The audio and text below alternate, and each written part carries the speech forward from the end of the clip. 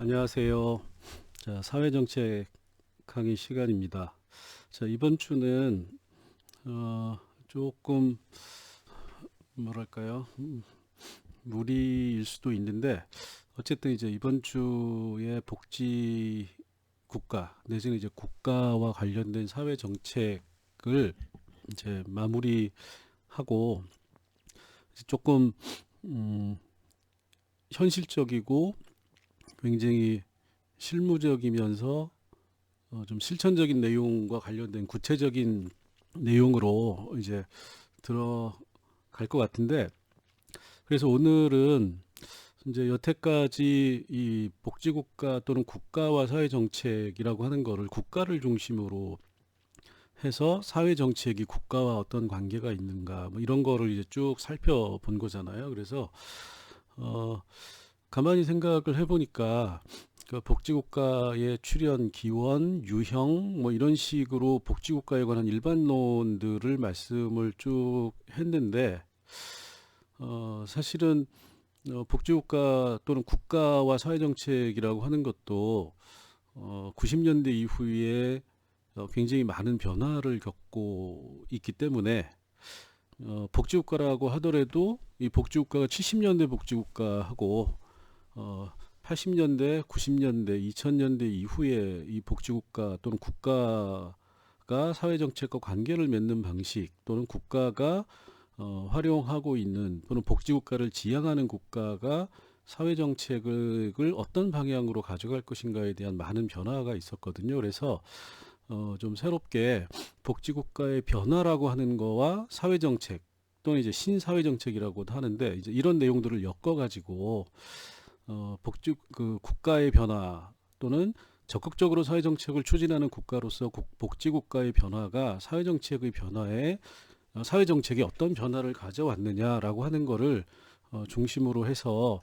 좀 이제 복지국가에 대한 총괄이라고 생각을 하시면 되고 또는 복지국가의 변화와 관련된 얘기로 최근의 얘기를 좀 엮어서 말씀을 드리도록 할게요. 자, 우선 우리가 이제 고전적 복지국가 요거 이제 지난 시간에 계속 우리가 지금까지 얘기해 왔던 게 이제 고전적인 국가 또는 고전적인 복지국가에 대한 얘기를 해온 겁니다. 그러니까 즉 우리가 복지국가라고 하는 거는 적극적으로 사회정책이라고 하는 거를 활용하고 구사하는 현실에서 이런 정책들을 실시하는 국가, 이걸 이제 우리가 고전적인 복지국가라고 얘기를 해왔는데 사실은 이 고전적 복지국가라고 하는 거는 전후자본주의의 황금기라고 하는 거와 밀접한 관련이 있어요. 그래서 우리가 이제 복지국가를 얘기할 때 사실은 그냥 얘기하는 게 아니라 이 고전적인 형태의 복지국가 또는 현대적인 의미에서의 복지국가라고 하는 게 가능했던 거는 자본주의의 황금기라고 하는 사회적 배경이 존재했다라는 겁니다. 그러면 이 자본주의의 황금기라고 하는 거는 어떻게 구성이 되어 있느냐? 쉽게 얘기하면 제조업 중심으로 되어 있다는 거예요. 제조업 생산 중심. 자, 그래서 대량 생산이라고 하는 게 있습니다. 첫 번째 이 구성 요소가 자본주의 황금기는 자 이걸 이제 우리가 포디즘이라고 하는 건데 헨리 포드를 얘기를 하는 거고 즉 헨리 포드가 이 대량 생산의 한 시스템으로 고안해냈던 포디즘적 생산 방식이라고 하는 게 자 이게 이제 대량 생산인데 대량 생산이라고 하는 건 결국 뭐와 연결이 되어 있는 거죠? 대량 소비예요. 대량 생산이라고 하는 생산 혁신이 이 자본주의 황금기에 발생을 했고 이 생산 혁신에 대해서 자 생산이 혁신이 돼서 대량으로 물건이 나온다는 거는 대량 생산하면 같이 연동되어 있는 게 뭐죠? 싸다라는 겁니다. 대량 생산은 싸다. 자, 그러면 생산의 혁신은 값비싼 제조 상품이라고 하는 거를 대중화했다라는 의미가 있는 거예요. 그러니까 대중들이 살 수 있는 수준으로 가격이 떨어졌다. 뭘 통해서? 대량 생산을 통해서. 그게 이제 생산의 혁신인 거고. 자, 근데 두 번째로는 대량으로 생산된 물건을 대량으로 소비할 수 있어야 됩니다. 그죠? 당연히 소비하고 싶겠죠. 그러면 대량으로 소비를 하기 위해서는 자 소비는 누가 하는 거죠? 소비자가 하죠. 근데 모든 소비자가 소비를 할 수 있나요? 소비자 중에 돈이 있어야 되죠. 소비자가 돈을 획득하는 주된 방법은 뭐죠? 근로소득을 통해서입니다. 자, 그러면 근로소득이라고 하는 거를 높여주기 위해서는 두 가지가 필요한 거죠. 첫 번째는 취업을 해야 돼요. 그 다음에 상대적으로 임금 수준이 보장이 돼야 됩니다. 케인즈주의가 주장한 게 바로 이거예요. 국가가, 복지국가죠. 국가가 개입해서 취업과 임금 수준을 보장해 줄 수 있어야 된다라는 겁니다. 그러니까 생산에서의 혁신이 소비에서의 대량 소비로 이어질 수 있는 것은 케인즈주의라고 하는, 그래서 우리가 이 케인즈주의를 중심으로 해서 뭐가 성립이 되느냐? 복지국가가 성립이 된다는 겁니다. 그래서 60년대 70년대의 복지국가라고 하는 거는 전부 다 경제정책으로 케인즈주의를 채택을 해요. 자, 그래서 우리가 이거를 정치적인 조절이다, 국가가. 그래서 사회적인 개입을 하는데 이 사회적인 개입을 뭘로 하느냐? 사회정책을 통해서 한다. 이게 이제 소위 말하는 고전적인 복지국가 모델이 되는 겁니다.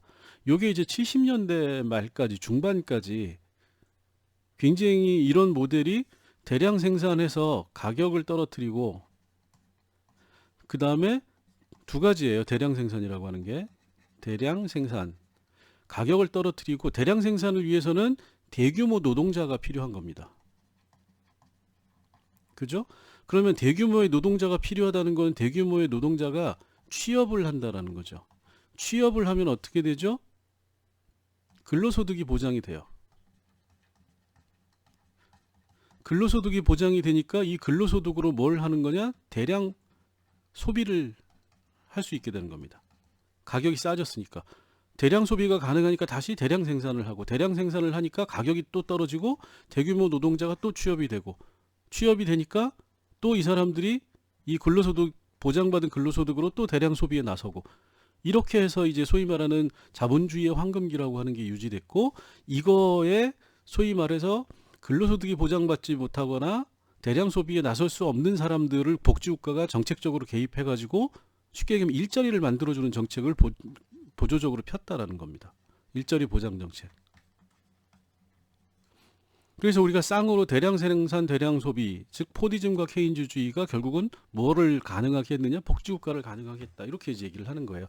이게 전후자본주의 황금기의 고전적 복지국가 모델이라고 우리가 얘기를 하는 겁니다. 자, 근데 이 모델이 이제 고전적 복지국가의 변화가 이제 발생을 하는데, 여기서부터 1차 오일 쇼크라고 하는 게 와요. 이게 74년이죠. 자, 2차 오일 쇼크라고 하는 게 78년에 오게 됩니다. 자, 그래서 이 1차 오일 쇼크, 2차 오일 쇼크라고 하는 건 여기 보시면 알겠지만 이게 이제 기름 가격이에요. 기름 가격이 이렇게 유지되다가 1차 오일 쇼크 때 요만큼 뜁니다. 자, 그러면 1차 오일 쇼크가 여기 유가가 3달러 정도 배럴당 한 3배가 뛰는 거예요. 3배. 자, 그래서 3배 수준에서 조금씩 올라가다가 2차 오일 쇼크 때 또 이만큼 뜹니다. 2차 오일 쇼크는 자, 여기 배럴당 79년에 17달러까지 올라가고, 자, 그럼 여기에서 2배 정도 다시 여기서 또 2배가 올라가는 거죠. 2배, 2배. 그러면 최종적으로 여기 한 3.1달러 수준이었던 게 여기에 가면 어떻게 되는 거죠? 여기 80년대로 가면은 28.6달러니까 몇 배가 올라갔나요? 한 10배 가량이 상승을 한 겁니다. 기름값이. 그래서 전 세계 경제가 한마디로 난리가 난 거죠. 바로 세계 경제 위기가 왔어요. 자, 그래서 이렇게 하다 보니까 경제 위기라고 하는 거는 어떤 의미를 갖는 거죠? 생산이 줄어드는 거예요. 생산 감소. 생산이 감소되면 어떻게 되죠? 일자리 상실. 일자리가 줄어들면 어떻게 되죠? 소득 상실. 소득이 생산되면 어떻게 되죠? 소비 위축. 자, 소비가 위축되면 어떻게 되죠? 생산이 또 위축되는 거죠. 생산이 위축되면, 생산이 감소하면 다시 일자리 상실. 악순환이 되는 겁니다.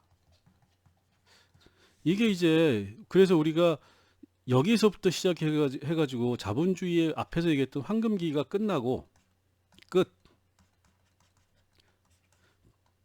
장기 불황이 시작됐다 이렇게 얘기를 해요.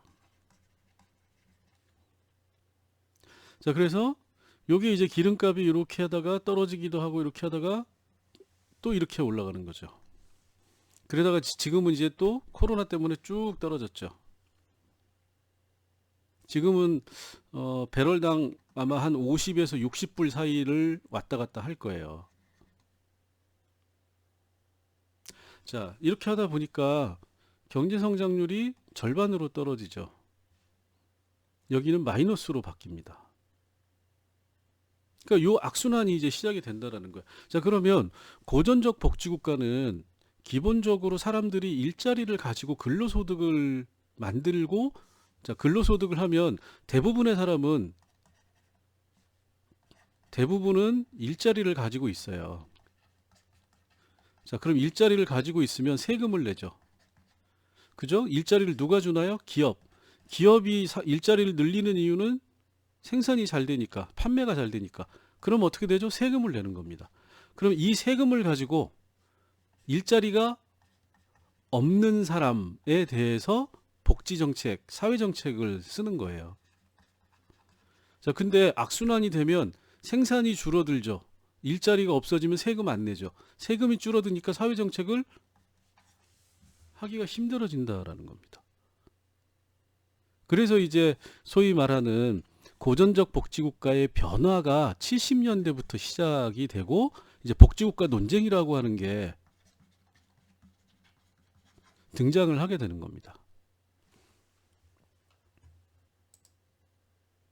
자, 그래서 그 복지국가가 이제 아까 말씀드렸듯이 이중적인 의미에서 위기 또는 뭐 축소라고 합시다. 자, 이건 어떻게 온다고 그랬죠? 세금. 근로자도 세금을 적게 내고, 왜? 일자리를 못 얻으니까. 근로소득이 없으니까 세금이 줄어드는 거죠. 기업도 세금을 많이 못 내고, 왜? 장사가 안 되니까. 자, 그러니까 이런 의미에서 세금을 걷어가지고 사회정책을 할 수 있는 재원이 줄어들게 되는 거죠. 자, 그 다음에 또 하나는 재원은 줄어들었는데 기존에 주었던 사회정책이라고 하는 거는 기존 사회정책 지출은 그대로잖아요. 자, 그럼 어떻게 되죠? 적자가 발생하는 거죠. 그럼 이제 재정이 문제가 되는 거죠. 재정이 문제가 되면 경제 위기가 얘기가 되는 겁니다. 자, 그 다음에는 이런 식의 어떤 사회복지국가의 변화라고 하는 게 하나가 있고, 그 다음에는 이 새로운 사회적인 위험이 등장을 하고 있다라는 거예요. 자, 그러면 기존의 사회정책이라고 하는 거는 아까 뭐라고 얘기를 했었죠? 근로소득이라고 하는 일자리고, 이 일자리는 주로 제조업에서 발생을 하는 거죠. 제조업의 일자리 중심의 사회정책, 이렇게 되는 거죠. 그래서 이제 우리나라로 치면 4대 보험 뭐 이런 얘기를 하는 거잖아요. 그 다음에 기초생활보호 대상 뭐 이런 식으로 하는데, 자, 이거는 보조적인 거고 실제로는 4대 보험을 중심으로 해서 우리가 사회정책 또는 사회복지정책이 이루어지는 거죠. 그런데 새로운 사회 위험이라고 하는 게 등장을 한다라는 거예요. 새로운 소셜 리스크가 등장을 한다는 겁니다. 자, 그럼 어떤 거냐면 비정규직이 문제. 첫 번째로 이게 참, 비정규직을 이제 우리가 불안전 고용이라고도 얘기를 해요. 자, 이게 애매한 겁니다. 고용은 돼 있어요. 고용은 돼 있는데 소득이 낮아요. 두 번째로는 근로 환경이 열악해요. 위험에 노출이 많이 된다는 겁니다. 자, 그럼 결론은 뭐죠? 국가가 보호를 해줄 필요가 있다는 거예요. 정책적으로. 정책 보호. 근데 고용이 돼 있기 때문에 정책 보호를 고용이 돼 있는 사람에 대해서 무엇을 하는 것은 이전의 복지국가 시스템에서는 잘 안 된, 제도적으로 맞지 않는다라는 문제가 있다는 거죠. 자, 그래서 고용은 됐는데, 예전에는 고용이 돼 있으면 그걸로 일정한 수준의 소득을 가지고 근로 환경도 나름대로 괜찮고 해서 이걸 가지고 소비에 나설 수 있는데, 불안정 고용이 돼 있는 비정규직이라고 하는 사람들은 소득이 낮고 근로 환경이 열악해서 계속적으로 여전히 위험에 노출돼 있기 때문에 소비가 안 된다. 그리고 소위 말하는 복지 또는 사회정책의 혜택을 제대로 못 받는다라는 겁니다. 왜? 고용이 돼 있기 때문에. 네 근로소득이 있잖아 라고 치워버린다는 거죠. 그러니까 이게 비정규직은 여전히 사회적 위험에 노출돼 있는, 그러면서 고용이 돼 있는 새로운 집단이 등장을 한 거고, 그 다음에 이제 장기 만성 실업이에요. 예전에는 자본주의 황금기에는 이 실업에 물려있는 기간이 짧았다라는 겁니다. 즉 1년 미만. 근데 이 70년대 이후 80년대 이후부터는 장기 실업자가 늘어간다는 거예요. 1년 이상에. 그리고 이 사람은 예전에는 실업급여 주고 뭐 이렇게 약간 보조해주면 노동시장에서 취업을 할 수가 있었는데 이제 취업이 안 된다라는 거예요. 2년, 3년, 5년 실업급여만 타가는 장기 실업급여 수급자들이 늘어난다. 이건 이제 결국 다 세금 부담이 되는 거죠. 근로 능력은 있는 것 같은데 취업을 못하는 사람들이 늘어난다. 굉장히 대량으로. 이제 장기 실업자가 늘어나는 거고, 그 다음에 가족의 해체예요. 기본적으로 우리가 이 소위 말하는 세 번째로 가족이라고 하는 게 가장 기본적인 복지의 기초인 거죠. 자, 그러면 가장이라고 하는 사람이 이게 이제 남성일 수도 있고 여성일 수도 있는 거죠. 돈을 벌어오는 사람이 가장이니까 이 사람이 배우자하고 자녀라고 하는 거를 책임을 졌었는데 이제는 가족이 해체돼서 각각 단독 가구라고 하는 게 증가를 하는 거잖아요. 그러면 예전에는 1차적으로 가장 가게 내에서 복지, 가족 복지의 형태로 내부적으로 해결이 되고 이게 해결이 안 되면 국가가 개입을 하는 시스템이었는데 이제는 단독 가구가 너무 많이 늘어나서 이 원래 가게에 속해 있는 다른 사람은 돈을 많이 벌어도 단독으로 사는 이 사람이 문제가 생기면 국가가 이걸 직접 보장을 해줘야 되는 문제가 생긴다라는 거죠. 가족 구조의 변화라고 하는 게 결국은 새로운 사회적 위험으로 등장을 하고 있는데, 고전적 복지국가는 가족 중심의 제조업, 일자리의 근로소득을 기준으로 해가지고 이거를 기본으로 해서 사회정책을 실시했기 때문에 이 기본 예전의 복지국가의 어떤 대응이라고 하는 제도를 가지고는 이거를 제대로 문제를 해결할 수 있는 능력이 굉장히 떨어지게 된다는 겁니다. 쉽게 얘기하면 뭐냐, 문제 해결이 안 된다는 거야. 해결이 안 돼. 그러니까 이제 어떻게 되는 거죠? 비판이 들어오는 거죠. 야, 복지국가 해가지고 더 문제가 악화되잖아. 그렇게 해서 되겠냐? 이렇게 해서 등장한 게 뭐냐? 신자유주의가 등장을 하는 겁니다. 80년대. 에서 90년대 사이에 확산이 되는 거죠. 자, 그러다 보니까 신자유가 등장을 하고 득세를 하게 되는 거죠. 그게 뭘로 이어졌느냐? 복지국가의 축소라고 하는 걸로 이어졌다라는 겁니다.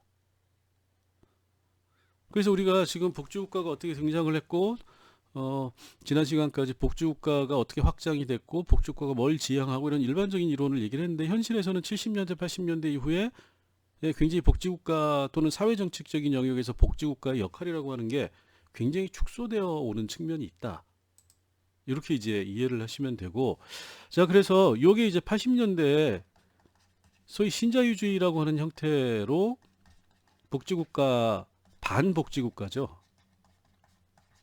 가 등장을 해요. 그게 이제 마가렛 대처라고 하는 영국 수상이고 우리가 이제 잘 아는 레이건 미국 대통령, 이 두 사람이 이 80년대 이후에 신자유주의를 이끌어 갑니다. 대처리즘, 레이거니즘 이렇게 얘기를 하죠. 대처 레이거니즘 이어서 얘기를 하고.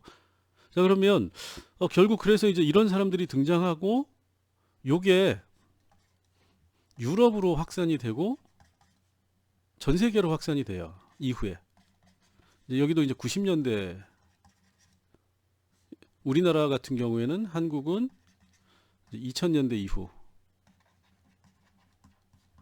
IMF를 계기로 해서 신자유주의가 급격하게 우리나라에 들어오게 되는 거죠. 이렇게 이제 확산이 되는 겁니다. 자, 그러면 복지국가가 이제 축소된 거는 명확한 팩트예요. 사실이라는 거죠. 이걸 부정할 수는 없다라는 겁니다. 자, 그런데 이 두 가지 관점이라고 여기 써놨잖아요. 복지국가의 축소를 바라보는 관점이 다르다라는 거예요. 한쪽에서는 첫 번째로 복지국가의 위기다라고 이제 주장을 하는 겁니다. 두 번째는 아니 그거는 복지국가의 재편이다. 이거는 적응의 과정이다. 이렇게 또 긍정적으로 이건 부정적으로 보는 거고 복지국가 위기를 주장하는 사람들은 복지국가의 재편을 얘기하는 사람들은 긍정적으로 본다라는 겁니다. 자, 그래서 복지국가의 위기는 주로 어떤 사람들이 얘기하냐면 신자유주의를 주장하는 사람들이 얘기를 해요. 이 대처나 레이건의 주장에 따라서 신자유주의를 도입해야 되고, 자, 그럼 신자유주의가 원하는 건 뭐냐? 규제 완화, 사회정책을 축소한다라는 겁니다. 더 축소한다. 요거를 주장을 하는 거예요.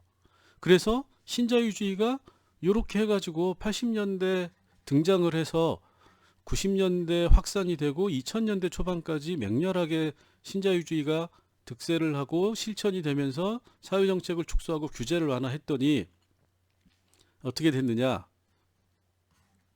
시민들이 저항이 높아졌다는 거예요. 아, 못 살겠다. 즉 기존에 유지한 삶의 질이 너무 악화된다. 자, 그래서 어떻게 되는 거죠? 2000년대 초반에 가게 되면 전부 다 유럽이 빨간색이 집권을 하게 됩니다. 두 개 국가를 빼고 나면 전부 다 빨간색이에요. 자, 이거 무슨 얘기죠? 좌파 정당이 집권을 하게 된다는 거예요. 시민 못 살겠다? 신자유주의 못 믿겠다. 오히려 내 삶의 질이 떨어졌다. 이러면서 투표를 전부 다 좌파 정당에게 몰아줍니다. 자, 그래서 이 좌파 정당은 이거를 바탕으로 해서 어떤 얘기를 하냐면 복지국가의 재편론을 들고 나와서 새로운 사회정책이라고 하는 거를 얘기를 해요. 자, 그럼 이렇게 돌아가는 거죠. 복지국가의 축소에 대해서 위기론이 등장을 하고 이 위기론은 신자유주의가 이 위기론을 가지고 나와서 실제로 집권을 하고 규제 완화 정책을 피는데 이게 이제 일반 시민들의 삶의 질을 떨어뜨리고 시민들의 불만이 높아지니까 이 시민들이 좌파 정당에게 정치적 기회를 주는 거고 투표를 통해서 그러니까 이 좌파 정당이 복지국가의 재편이라는 논의를 들고 나와서 새로운 사회정책을 한다. 그럼 이 좌파 정당들이 들고 나온 새로운 사회정책의 내용이 뭐냐? 사회투자 전략이라고 하는 새로운 개념을 들고 나옵니다. 이거죠. 자, 그래서 이 사회투자 전략을 실시를 했는데 유럽에서 2000년대 후반에 그 결과는 어떻게 됐느냐? 이렇게 됐어요. 다시 극우파와 우파가 또 득세를 합니다. 그 이후 선거에서. 그러니까 상당히 우파의 비중이 높아진 거죠. 지금은 혼재돼 있다라고 생각을 하시면 됩니다.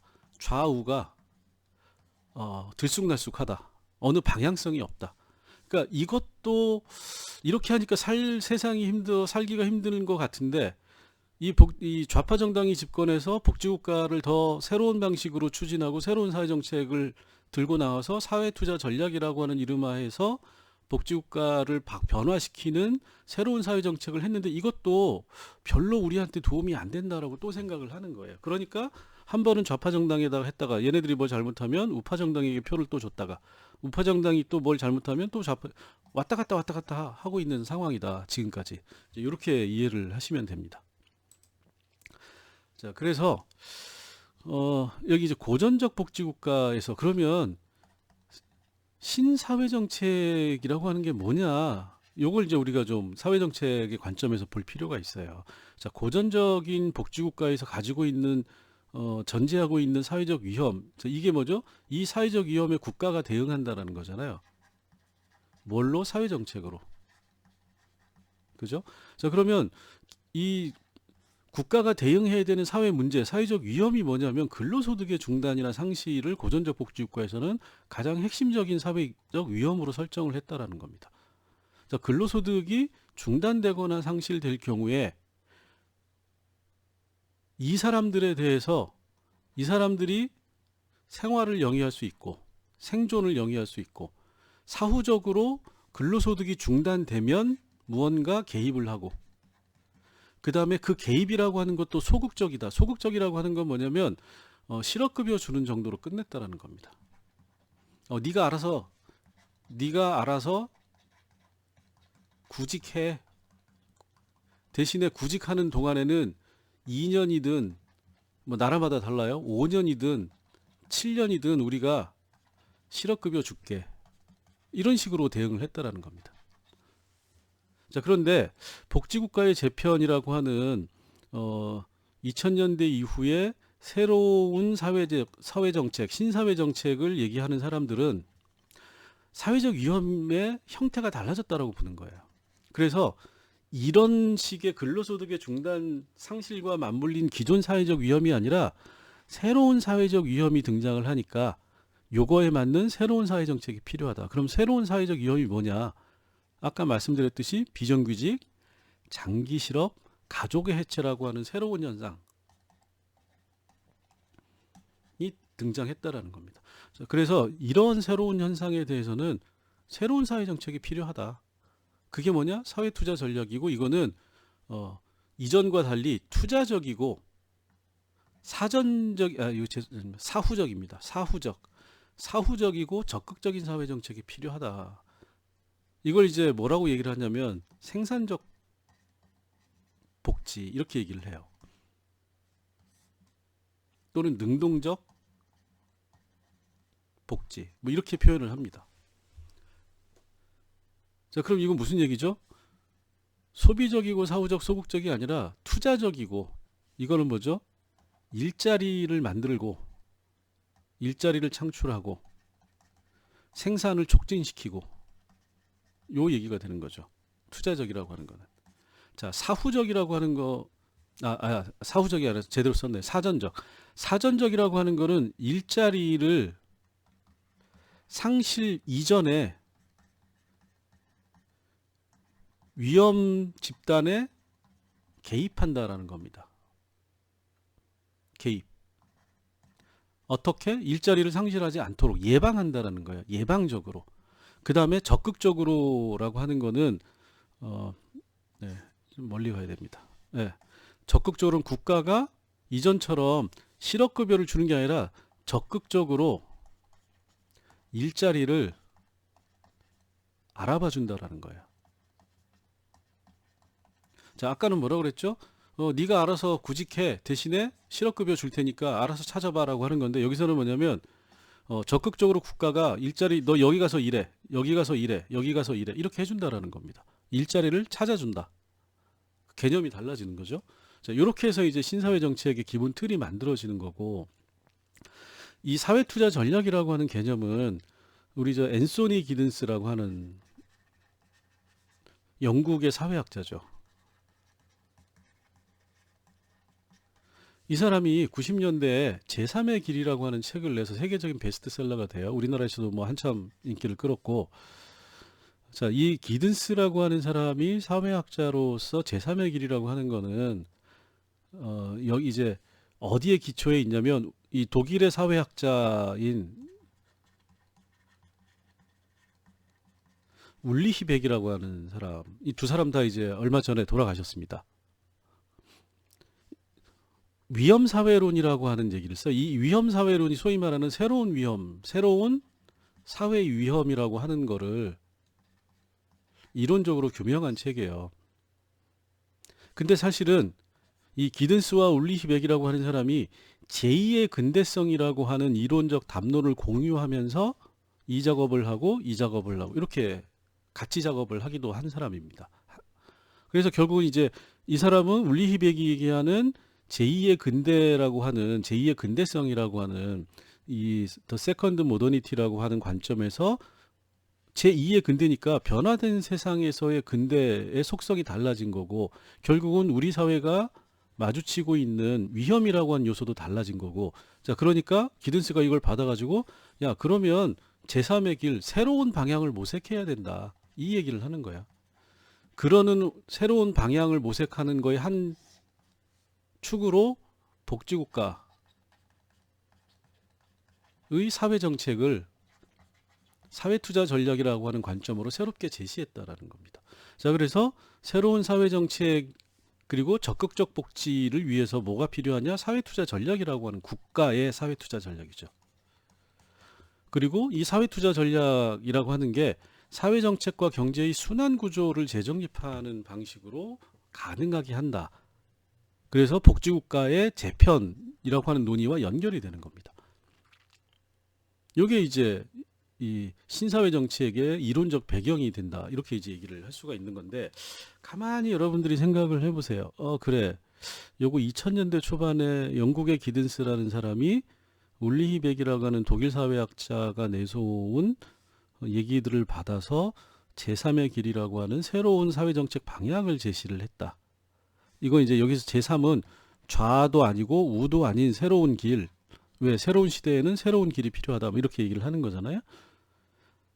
그래서 새로운 사회정책의 핵심이 뭐냐? 적극적인 거다. 적극적 복지로 사회투자 전략을 하고 사회정책과 경제의 순환구조를 재정립한다. 이렇게 얘기를 했는데 자, 요거를 가만히 생각을 하면 우리나라에서도 여러분들이 많이 듣는 소주성, 소득 주도 성장 요거하고도 연관이 있어요. 사실은 이게 이제 요걸 ILO에서 국제노동기구에서는 원래 임금주도 성장이라고 하는 말을 썼어요.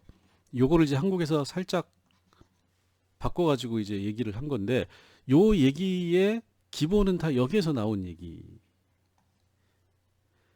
사회정책과 예전에는 고전적인 복지국가, 예전에 고전적 국가의 사회정책이라고 하는 거는 경제를 통해서 문제를 해결하고 남는 나머지 부분에서 사회정책으로 개입을 한다. 그래서 사회정책과 경제정책이 병행하는 이런 관점이었는데 여기서는 소위 말하는 연계정책이 되는 거죠. 연계순환. 사회정책으로 경제를 촉진시키고 경제가 촉진되면 다시 사회정책을 통해서 그거를 받아들이는 이런 방식이 되는 겁니다. 그리고 이게 지금 현재 정권이 얘기하는 소득주도 성장이라고 하는 논의와도 맞닿아 있다. 이렇게 이제 이해를 하시면 돼요. 그래서 이제 제가 굳이 이 신사회 정책을 말씀드리는 이유가 복지국가의 성격이라고 하는 게 단순히 복지국가를 얘기를 하는 게 아니라 복지국가의 성격의 변화. 그럼 왜 복지국가는 그 성격이 변화했느냐? 복지국가가 개입해서 풀어야 될 사회적 문제가 달라졌기 때문에 그 사회적 문제, 달라진 사회적 문제가 뭐냐? 새로운 사회적 위험이다. 이렇게 이제 논리가 연결이 되는 겁니다. 자, 그래서 여기 이제 정리를 해서 보면 구사회 정책하고 신사회 정책이 구분이 되는 거죠. 그래서 자, 여기는 뭐죠? 소득과 고용을 보호하는 겁니다. 기존의 거를 그냥 니들이 경제 영역에서 잘 취업해 가지고 돈을 벌면 그거 그대로 잘 하고 혹시 네가 문제가 생기면 그거를 우리가 그대로 보호해 줄게. 이렇게 되는 겁니다. 그래서 여기 보면 뭐 보조적인 수당을 준다거나 고용을 보호한다거나 노동시장 내부자에게 연금 정책을 통해서 소득을 대체한다거나 장애를 입으면 소득 근로능력이 상실됐으니까 소득을 대체해 주거나 자 근로능력이 없거나 노동시장에서 배제된 사람은 빈곤을 구제하는 이제 우리나라는 기초생활보호 대상자 뭐 이런 거죠. 근로능력이 없고 근로소득이 없으니까 우리가 빈곤에 빠지지 않도록 최소한의 소득을 보장해 줄게 이런 식의 이제 그래서 보호 정책이었는데 여기는 뭐냐 투자 정책이다라는 겁니다. 자, 투자 정책이라고 하는 거는 아동 및 노인을 돌봄 서비스를 제공한다. 자, 이거는 뭐죠? 가족 정책에서 가족의 해체라고 하는 거를 생각을 한 거예요. 가족이 해체되니까 아동이나 노인을 누가 돌보냐? 사회 서비스로 국가가 돌봐줄게. 자, 맘 놓고 뭐를 하죠? 국가가 돌봐줄 테니까 맘 놓고 일해라라는 겁니다.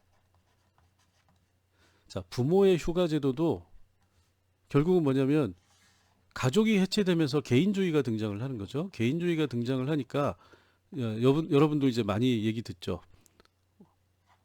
워크 라이프 밸런스, WLB라고 하죠. 일생활 균형을 추구한다라는 거예요, 사람들이.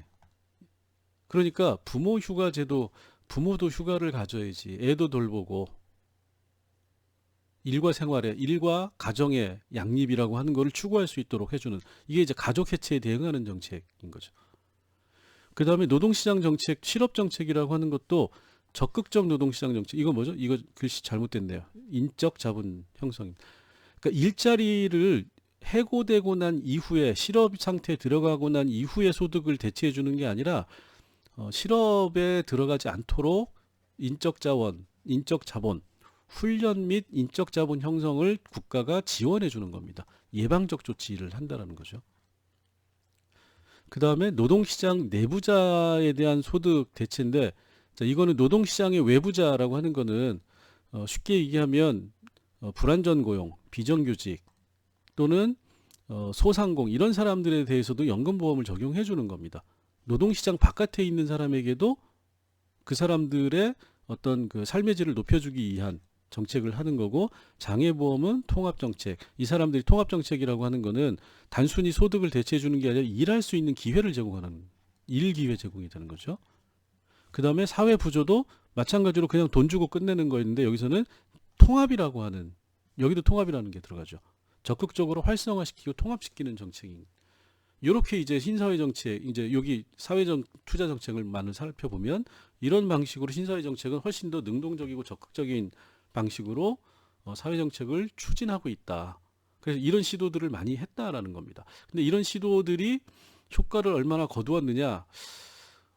유럽 같은 경우에도 이런 시도에 대해서 굉장히 효과가 있었다라고 보는 사람들도 있고, 별로 효과가 없었다라고 보는 사람들도 있어서 평가가 지금 굉장히 엇갈리고 있어요. 자, 그러면 유럽의 경우에 이렇게 보시면 실제로 90년대 중반 이후에 2010년까지 최근까지 주요 변화를 보면 이 스웨덴 같은 경우에는 구 사회 정책이 약화되고, 그 다음에 욕구 기반 사회 정책도 약화되는, 그러니까 이게 대표적인 복지국가 선진국이었는데 이제 소위 말하는 국가의 역할이 축소되는 방향으로 가고 있고, 반면에 덴마크는 뭐죠? 그대로 가고 있다. 별 차이가 없다. 노르웨이는 사회 정책이 약화되는, 부분적으로. 핀란드는 욕구 기반의 사회 정책은 약화되지만 기본 사회 정책은 그대로 가고, 네덜란드 같은 경우에는 활성화와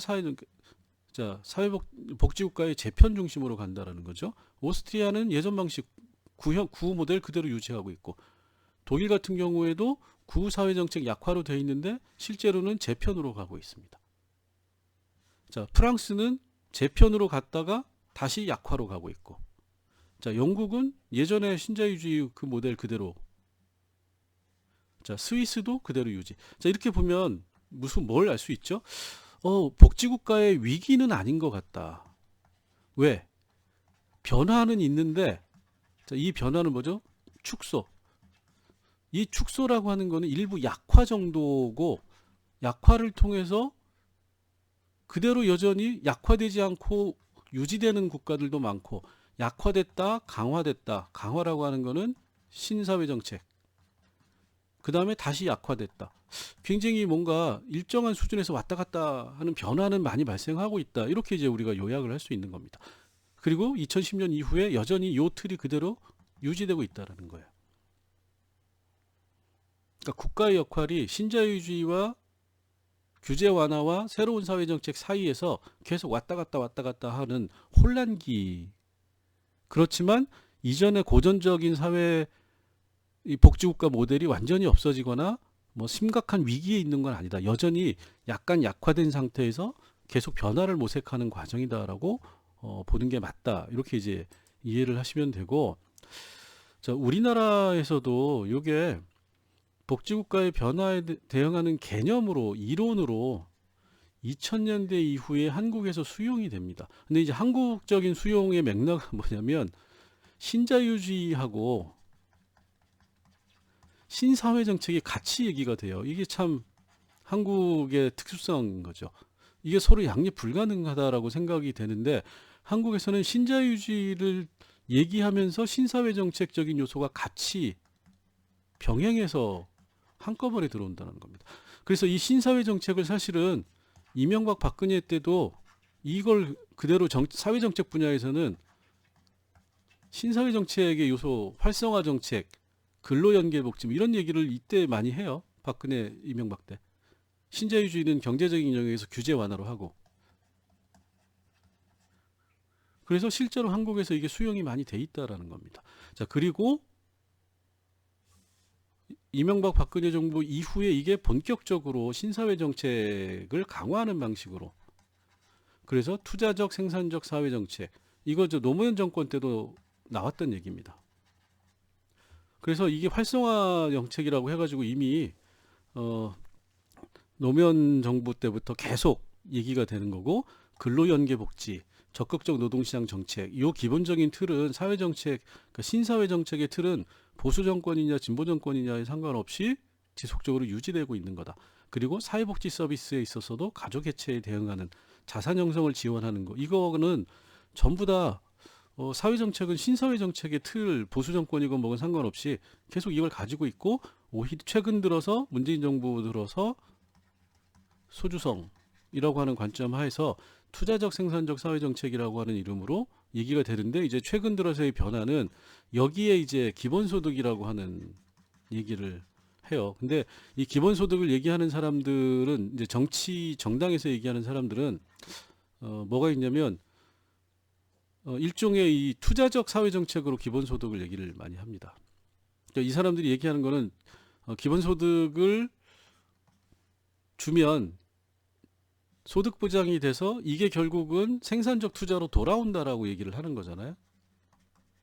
근데 원래 기본소득은 이거와 연계점을 생각하지 않는 게 원래 기본소득입니다. 이건 이제 나중에 기본소득 얘기할 때 다시 할게요. 그렇다고 해서 이 얘기가 뭐 틀렸다는 얘기는 아니에요. 왜냐하면 기본소득이라고 하는 건 지금 형성기에 있기 때문에 기본소득이 어떤 거고 어떤 목적으로 어떤 복지국가와 어떻게 연계되느냐에 대해서는 맞다 틀리다가 없는 겁니다. 그냥 누구라도 자기 생각을 자유롭게 얘기할 수 있는 거예요. 제가 지적하는 거는 다만 원래 기본소득은 이 소위 말하는 신사회정책적인 관점에서 나온 게 아니다.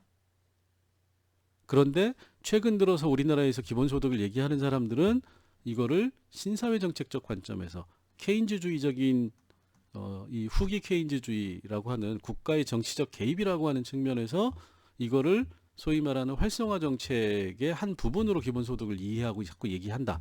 그러다 보니까 자꾸 돈을 시장에 푸는 방식으로 기본소득이 실제로 생활보장이 되느냐라고 하는 거는 생각하지 않고 시장에 돈을 푼다, 그래서 투자를 촉진시킨다라고 관점으로 자꾸 접근하려고 하는 문제점이 있다. 뭐 이런 정도로만 얘기를 할게요. 그래서 복지국가의 변화는 지금도 지속되고 있고, 복지국가의 변화에 따른 사회정책의 변화라고 하는 게 90년대 이후에 상당한 정도로 이루어졌고, 하지만 구체적으로 어떻게 복지국가가 또는 사회정책이 변화해 갈 것인가라고 하는 거는 나라마다 다르지만 우리나라는 신사회 정책이라고 하는 기본 틀을 보수주의 정당이나 소위 말하는 진보 정당인지 모르겠지만 뭐 쉽게 얘기하면 국민의힘이나 더불어민주당이나 뭐 이런 정당들이 모두 다 이거를 활용하고 있다. 그래서 정책에 있어서 큰 차이가 별로 없다. 그럼 정책에 있어서의 차이는, 그러니까 사회정책적인 차이는 별로 없는데 어디서 주로 차이가 나느냐, 우리나라는 진보냐 보수냐 뭐 이런 얘기가 경제정책에서 차이가 난다. 이렇게 이제 이해를 하시면 될 것 같습니다. 자, 오늘은 여기까지 하도록 하겠습니다.